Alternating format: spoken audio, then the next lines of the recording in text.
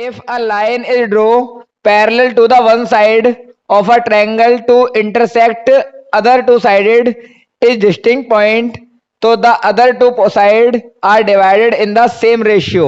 देखो मैं ड्रॉ बनाता हूँ, ड्रॉ से समझाता हूँ बोल क्या रहा है ये अल्टीमेट। तो देखो समझो, आपको बोला गया एक ट्रायंगल है, ठीक है, और इस ट्रायंगल के यहां पर कोई भी दो पॉइंट हैं, पॉइंट का नाम लिख दिया मैंने, पहले ट्रायंगल का नाम ABC, और ये पॉइंट को ले लिया मैंने D और E, कोई दिक्कत। और ये DE पैरेलल है BC के, देखो पैरेलल है ना, बताइए। तो DE BC के पैरेलल है, तब इसने बोला अगर DE BC के पैरेलल है तो ये वाला रेशियो यानी AD अपॉन में BD होगा और AE अपॉन में CE होगा, या EC बोलो, एक ही बात है। इसी को बोलते हैं BPT।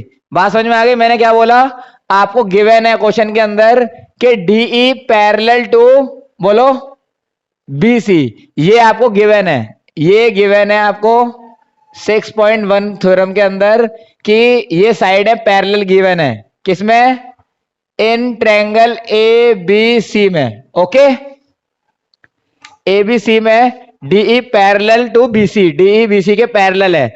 और अब आपको टू प्रूव करना है, ये स्टेटमेंट आपको सारी लिखनी पड़ेंगी, इनके मार्क्स हैं ड्रॉ बनाने के। टू प्रूव क्या करना है आपको बॉस, टू प्रूव करना है कि जब ये पैरेलल होती है तो साइड प्रोपोर्शनल होती है, यानी AD अपॉन में BD इक्वल AE अपॉन में क्या हो जाएगा बोलो, CE। सही है? हाँ, तो रिलेशन आपको कैसे लिया है, ये यहां से पैरेलल हुआ है तो यहीं से AD, इसको ये पैरेलल लाइन इनको दो डिवाइड कर देगी दो पार्टों में, तो देखो AD बट्टे हो जाएगा BD और AE बट्टे हो जाएगा EC, कोई दिक्कत। तो ये हो गया आपका टू प्रूव करना है, ये आपको सिद्ध करना है, इसका आंसर निकालना है आपको, ठीक है, इसी को BPT बोलते हैं। अब आपको कंस्ट्रक्शन करनी पड़ेगी इसमें कुछ, ठीक है बॉस। तो कंस्ट्रक्शन क्या होगी वो सुनो। तो कंस्ट्रक्शन मैंने क्या करी, मैंने E से एक परपेंडिकुलर ड्रॉ कर दिया M, और D से एक परपेंडिकुलर ड्रॉ कर दिया मैंने N, कोई दिक्कत। ये 90 डिग्री मैंने डाला है, तो मैं लिखूंगा क्या लिखा मैंने कंस्ट्रक्शन में, ही अपने आप करा है मैंने, draw EM perpendicular on AD and DN perpendicular on बोलो AE बोल दो, AC बोलो, एक ही बात है। चलो मैं पूरा लिख देता हूं, तो AB बोल दो, कोई दिक्कत नहीं है, क्योंकि ये परपेंडिकुलर सब पर होगा, ठीक है। और यहां आ जाएगा AC, कोई दिक्कत है ना। और मैंने क्या करा, B को इससे ज्वाइन कर दिया और C को भी इससे ज्वाइन कर दिया, कोई दिक्कत। गुड, ये मैंने कंस्ट्रक्शन करी है, तो मैं लिख देता हूं इसको भी, and D join to C and B join to E, कोई दिक्कत बताइए, ठीक है। तो देखो ये परपेंडिकुलर का सिंबल होता है, ये लिखा है ना उल्टा T, ये परपेंडिकुलर का सिंबल होता है, परपेंडिकुलर मतलब 90 डिग्री। ओके, अब देखो ये मैंने सारा काम कर लिया क्वेश्चन को पढ़ के, और क्वेश्चन से मुझे कैसे निकालना है उसके लिए मैंने कंस्ट्रक्शन भी कर ली। अब मैं करने वाला हूं क्वेश्चन को स्टार्ट और प्रूफ करना। तो अब प्रूफ करने मतलब हम स्टार्ट करने वाले हैं, अब कैसे प्रूफ करेंगे, तो मैंने लिखा प्रूफ, कोई दिक्कत। तो अब देखो ट्रायंगल, इन ट्रायंगल ADE में, ADE दिख गया, ये ADE के अंदर अपन को पता है, क्या पता है इसके अंदर कि EM परपेंडिकुलर है किसके, पूरे AB बोलो या AD बोलो, एक ही बात है, कोई दिक्कत है ना। तो अब मैंने बोला ये परपेंडिकुलर है इसके अंदर, तो इसका मतलब क्या है कि ये राइट एंगल बन रहा है, तो राइट एंगल वाला ट्रायंगल का एरिया निकालना है मुझे। तो मैं क्या करूंगा, मैंने बोला एरिया ऑफ ट्रायंगल ADE, मैं ADE ट्रायंगल का एरिया निकाल रहा हूं, तो कैसे निकलेगा एरिया बताइए। राइट एंगल का एरिया होता है 1/2 बेस इंटू हाइट, यही होता है ना। तो अब देखो यहां आ जाएगा 1/2, बेस कितना है, तो बेस है इसका एडीई ट्रायंगल में बेस क्या है? एडी, तो यहां आ जाएगा एडी, और हाइट कितनी है बॉस? जो परपेंडिकुलर गिरा है ईएम। कोई दिक्कत? तो ये बन गई आपकी इक्वेशन फर्स्ट। यहां तक कोई डाउट है बताइए? लेकिन अगर आप चेक करो तो एडी में एक जगह हाइट और घेरी है मैंने, डी एन। देखो ये भी तो हाइट ही घेरी है मैंने परपेंडिकुलर की। तो मैंने कहा अगर मैं इसी में दोबारा घूमूं तो मैंने कहा area of right angle triangle, किसकी बात कर रहा हूं दोबारा से? एडीई की। तो क्या हो जाएगा? 1/2 और बेस इंटू हाइट। तो 1/2 और बेस है आपका, इस बार बेस चेंज है तो बेस हो जाएगा एई, और हाइट क्या हो जाएगी बॉस इस बार? डी एन, क्योंकि ये भी परपेंडिकुलर था। ठीक है, इक्वेशन सेकंड बताओ, यहां तक कोई डाउट? गुड, तो इतना समझ में आ गया? गुड, तो ये तो हमने काम कर दिया। अब बात आती है कि मैंने कहा अब मैं एरिया निकाल रहा हूं बीडीई का, सही है? ठीक है, बीडीई का एरिया निकालना है मुझे, और मैंने बोला फॉर्मूला होगा 1/2 बेस इंटू हाइट। यही वाली हाइट काम करेगी इस वाले ट्रायंगल के लिए भी। अब देखो मैं जा बीडीई के अंदर रहा हूं, लेकिन हाइट में इसी को लूंगा, ओके? क्योंकि इस पूरे बेस पर हाइट यही गिरी हुई है, यस और नो? तो मैंने कहा 1/2 बी कितना है? बेस कितना है? बेस है बीडी, और हाइट मेरी क्या है? इस तरफ कौन सी हाइट गिरी हुई है? ईएम, तो आंसर आ जाएगा ईएम। Equation third. कोई दिक्कत? और अब मैंने एक और इक्वेशन बनाई, यहां दिख रहा है स्क्रीन आ रही है? तो यहां देखो, यहां दिख रहा होगा एरिया ऑफ सीडीई।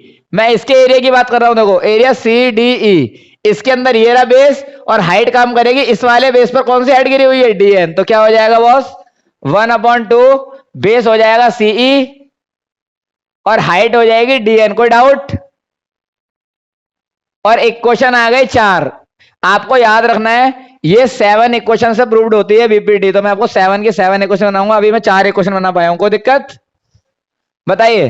तो अब आप थोड़ा दिमाग लगाओ, मुझे ये साइड जो चाहिए वो अपॉन में चाहिए, रेशियो की फॉर्म में चाहिए। तो रेशियो में करने के लिए मुझे डिवाइड कराना पड़ेगा इक्वेशन को। कैसे, कौन कौन कौन से इक्वेशन को डिवाइड कराऊं? तो देखो समझो, अगर मैंने बोला कि हम पहले इक्वेशन को देखें तो इसमें हमारी जो हाइट है वो ईएम है, और नीचे वाले ट्रायंगल में देखकर आओ हमारी हाइट कहां थी? ईएम, इसमें थी। तो मैंने बोल दिया कि इस वाले का रिलेशन, यानी पहले का रिलेशन तो ले लेता हूं मैं, पहले का रिलेशन ले लेता हूं मैं तीसरे के साथ, सही है? और दूसरे का रिलेशन ले लेता हूं फोर्थ के साथ। देखो इसमें भी हाइट डीएन है, इसमें भी हाइट डीएन है, यस और नो? तो मैंने बोला अब आओ यहां पर काम करते हैं शुरू। तो मैंने कहा फ्रॉम इक्वेशन